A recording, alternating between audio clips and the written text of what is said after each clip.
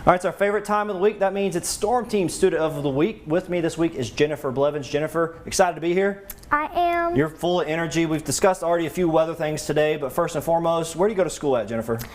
I go to Doak Elementary. That's it. That's it, right? Mm-hmm. And what grade are you in? I'm in 5th. 5th grade. So you're about to be in middle school. Do you have a favorite subject?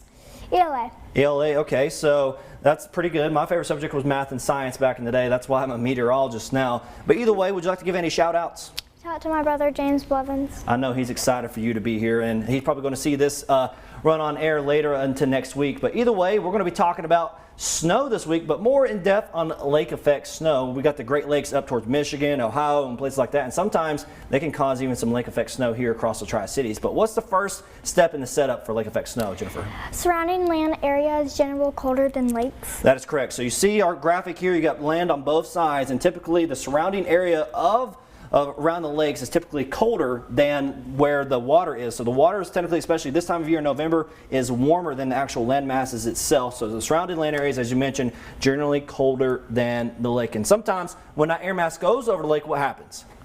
Wind flow pushes air mass over lake, colder air warms. That's right. So as that wind flow pushes over the Great Lakes, such as Michigan, Ontario, or Erie, or the other ones, it's either way, it causes that warm air or that moisture to rise, right? So can you go more into details of what I'm talking about?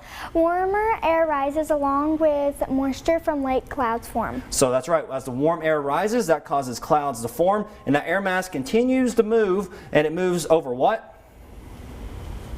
Clouds and moisture move over the colder air on land, and snow occurs. Yes, that is correct. So once that warm air rises from the lake and causes these clouds, that moisture tends to move over land again, and like we mentioned before, there's colder air over land, right? So that indication of that moisture potentially snow, and that is how lake effect snow happens. So yes, places like Chicago and also up into Michigan are typically some of the better places to see some of that lake effect snow. But what are other places, Jennifer, that typically could see some of that lake effect snow?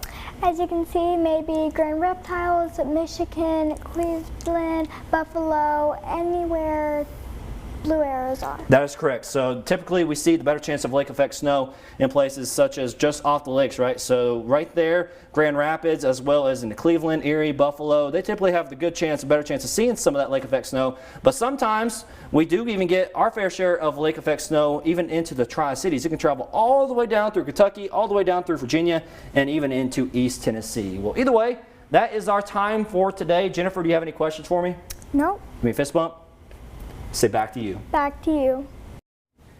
Great job, Jennifer. If you have a child who would like to be our Storm Team Student of the Week, log on to WJHL.com to fill out an entry form. Storm Team Students of the Week must be in grades kindergarten through 5th and attend a school within the Tri-Cities viewing area.